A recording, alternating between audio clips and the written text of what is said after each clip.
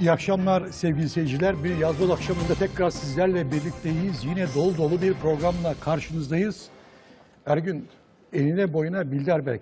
Evet. Türkiye'de pek görülmedi ama geçtiğimiz hafta sessiz sedasız ve ilk defa 3 günde bitiyordu bildiğim kadarıyla. 4 gün süren bir Bilderberg toplantısı. Dünyanın önde gelen zenginleri, iş adamları, paradorlar diyoruz biz ona. Karar vericiler. Karar vericilerin organize ettiği ve dünyanın çeşitli ülkelerinden güç odaklarını, siyasileri, iş adamlarını, bankacıları, medya mensuplarını kattıkları bir toplantı her sene düzenleniyor. Türkiye'den de bugüne kadar siyasiler, iş adamları çağrılıyordu ama ilk defa akademisyenler ön plana çıktı. Akademisyenler çağrılıyor. Evet. Vardır bir bildikleri diyoruz. Çünkü Bilderberg adı vardır bir bildikleri anlamında yorumlayalım. Toplantı bu gözlerden uzak, fazla medyada yer bulmayan bu toplantıyla ilgili seninle uzun uzun konuşacağız ama hemen bir röportajımız var. Bilderberg'in kodlarını dünyada en iyi çözenlerden biri. Dünyaca ünlü İngiliz gazeteci Tony Gosling. Tony çok iyi bilir bu işleri. Tony acayip açıklamaları var. Tony çok uzun zamandır takip ediyor ve yine binanın oralardaydı Tony. Tony oradaydı. Evet. Bakın Tony Yaz Boz'a neler anlattı. İzliyoruz. And they have been trying to organise uprisings. I mean, the first one, the EU is Bilderberg's baby, and they don't want it destroyed. We had last. I think that the Bilderberg really is the gang that killed President Kennedy.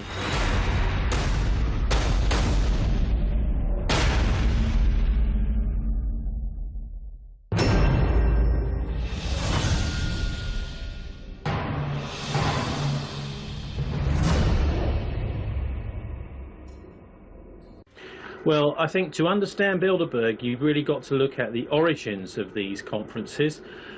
They started 10 years after the end of the Second World War in a place called Oosterbeek in Holland. The reason I've discovered for the origin of Bilderberg at the Bilderberg Hotel in Oosterbeek is because that's where a big battle was fought at the end of the Second World War. It's portrayed in a very famous war film, A Bridge Too Far. And in that place, the British were massacred because of traitors within the Allies. And that allowed the war to carry on for an extra 4 or 5 months, which allowed Martin Bormann and other Nazis to smuggle much of the looted wealth of Europe out of Nazi Germany. That was crucial, really, because it allowed the setting up of a kind of clandestine mafia made up from people who were supporting the Nazis and funded by the something like $6 or $7 billion that the Nazis had at the end of the war. And so that's why the Bilderberg meeting started in Holland, in this particular place for this battle. But after the war, the meetings have been really about the creation of a United States of Europe.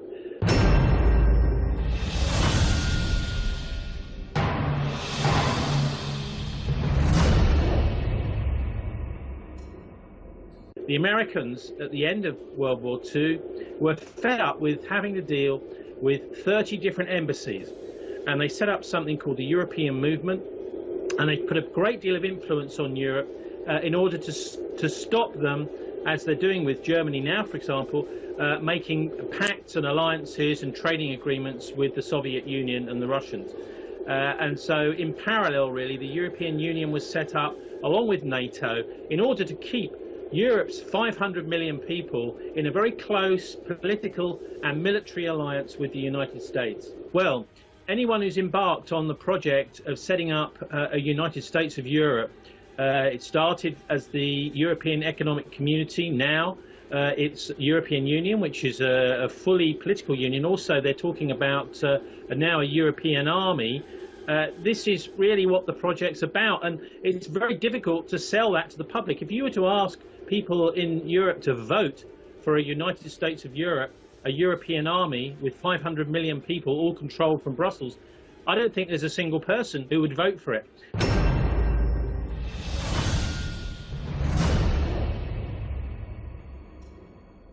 So that's why it's so secretive, is because you've got a project which people would not want if they were told about it. It's also fair to say that you have financial criminals at the Bilderberg conferences. You look at the big banks like HSBC, who've been sued for money laundering in the United States, so with drug money, for example.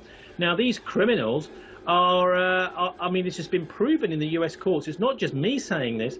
They're very worried that people are going to, I suppose, get to know that the banking system is so crooked. Again, another good reason for secrecy. The problem here is the banks look at the sorts of fines that they're getting and they realize that they can get a lot more money from dealing with the drug cartels, other sorts of criminal activity, than they're ever going to be fined for.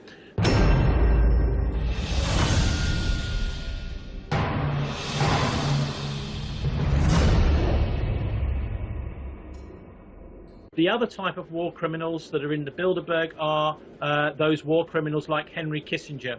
Kissinger has been involved, for example, in the Indonesian coup in the 1970s, again in the 1970s in the coup in Chile, the illegal bombing of Cambodia, and there's some British writers that even connect him to the Turkish invasion of Cyprus. So many accuse Kissinger of being one of the world's actually greatest war criminals. In fact, Christopher Hitchens wrote a book called The Trials of Henry Kissinger, and in that book he asks a very big question, which is, why is this guy not in jail? Is it just that there are some people at the Bilderberg, including Henry Kissinger, who's running what some say is one of the world's greatest protection rackets? Why are they not in jail? Are they too big to jail?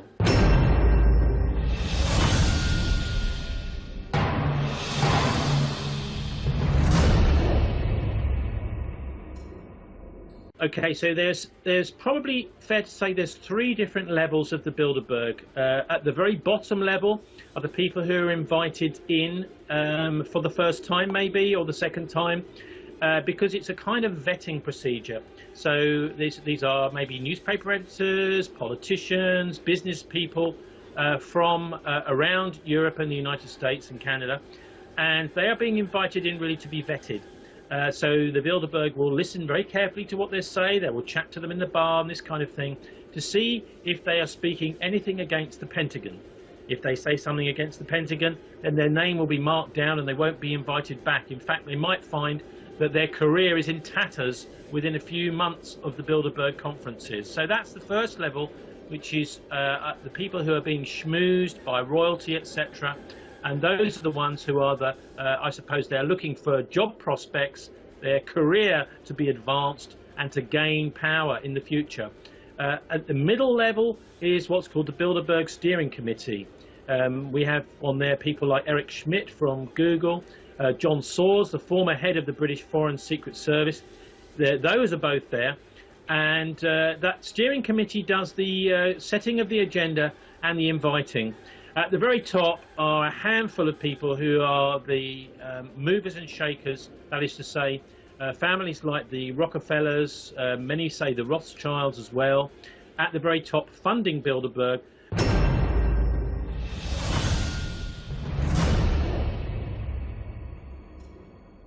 And Henry Kissinger is a very central figure.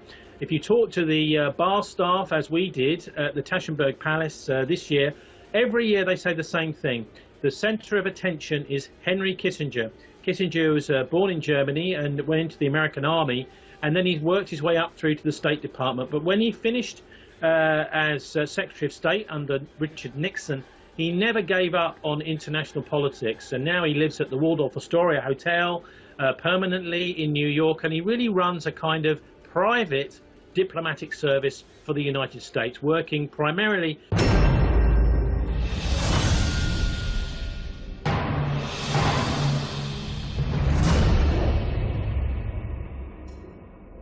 for those that make money out of war, that is to say, the military-industrial complex. And some have called the Bilderberg Club the Military-Industrial Complex Appreciation Society. Well, for example, one of the German journalists I was speaking to at the Bilderberg conference explained that the German Secret Service invited the very first participants to the very first Bilderberg conference. The Secret Services have always been very closely involved with Bilderberg. And of course, MI6 and the CIA are two of the most notorious. Many now say that these are both criminal organizations and that they have been trying to organize uprisings. I mean, the first one, I suppose you could say, was in the 1980s in Afghanistan, an uprising against the Russian occupation of Afghanistan. And they've been doing it ever since. We've seen more recently also in, of course, in Iraq and Syria, the rising of ISIS. We saw before that the funding of rebels who are in Libya. And this sort of thing seems to be the normal way now to institute regime change. Inject terrorists into the country, help and fund them, and then all of a sudden you've created a terrible problem, and then the West has to come in and intervene militarily. So the United Nations has been thrown out, really, I'm afraid, from the international scene. We've just heard very much, just in the last couple of days, that the Israelis are now running the judicial committee at the United Nations, and the Saudi Arabians are running the Human Rights Committee. Well, it seems that the days of the United Nations may be limited if these war criminal countries and financial criminal countries are running things at the United Nations.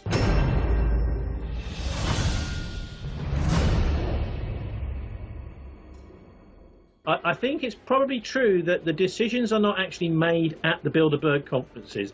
They are made really more by the steering committee and the powerful people on the Bilderberg steering committee. The point of the conference is more to schmooze the powerful, that is to bring them in to try and get them on board the program. The sorts of things that they will be deciding, I think, are very quiet and secret. For example, rumours have come out of the Bilderberg conference in 2002 about the possible invasion of Iraq. Nobody believed in 2002 that was ever going to happen, but it did. And I think that's the extreme wall of secrecy makes it very difficult to know. One thing's for sure, the global economy is on a cliff edge. And so I would imagine Bilderberg have some way of coping with that situation. Now, the problem here being that they can actually make money out of a crash. And we could be facing something like the 1929 crash, but even worse the next time. So I think that the Bilderbergs, whatever happens, they always make money, because if it looks like the economy is going to go down, they bet on that, and then they collect on their bets.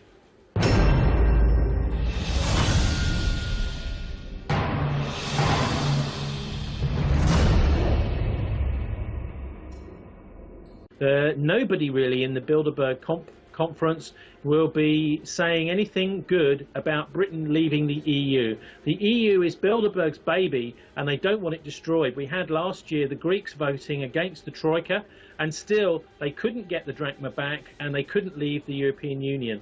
But it looks like Britain next week may be going to trigger the beginning of the end of the European Union by Brexit. There will be a big struggle because a lot of the politicians in Britain are bought already by the European Union. So whatever the people vote here in the UK, it may be that the politicians want to keep Britain in the EU. And so then you've got the makings of even something like a civil war, possibly, with the people deciding one thing and the politicians deciding to ignore it. That's quite dangerous. So that's the sort of thing I would have thought that Bilderberg would have been discussing, talking about and thinking about.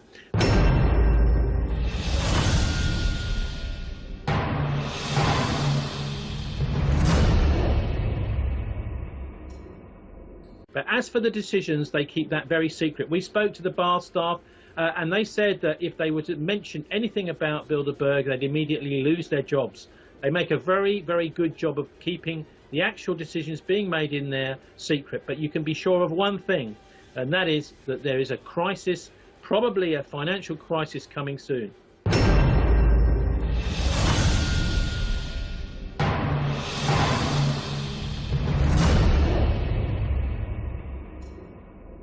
That you see, you've got two major problems that there have been recently. You've got the financial crisis with the whole of Southern Europe under the Euro scheme, tricked by Goldman Sachs, who are the bankers of Bilderberg is Goldman Sachs, tricked by them into joining the Euro, and then finding that their economy, their industries are being sucked out of Spain, Italy and Greece into Germany. So the German economy is doing very well, but these other economies are not doing very well. So we've also got the refugee and the migrant crisis as well. The European Union has completely failed to deal with both of those crises, completely failed. And so many people around Europe are actually looking towards Britain and saying, we hope you do vote out, because this will send the strongest possible message to Angela Merkel, who's really more the president of Europe, to say you've got to get the EU working, otherwise that is the end for the European Union.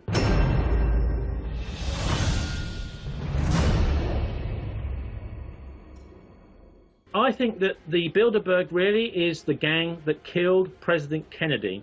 If you look at some of the figures in the CIA that funded Bilderberg and that funded the European movement, they're the same people who were behind the Bay of Pigs invasion and also behind the assassination of President Kennedy. If you now look into it, you'll find Mark Lane and others who died recently. He was a lawyer who was a friend of Kennedy, have made it very, very clear.